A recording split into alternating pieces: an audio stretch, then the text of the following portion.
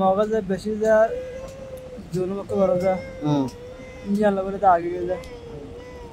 Nyala বলে আগে হাল মানে কি হাল না হারির ইতারা মানে কি বেশি জোর মতো করে আমি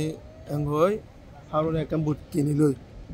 দাদার চারিতে কিনিলে বাদে তো মাকাম বুট বাসা দিয়ে বাংলা ধরে কি হাঙ্গার বাংলা আইজিকে দরিয়া ভরা 7 দিন ছিলাম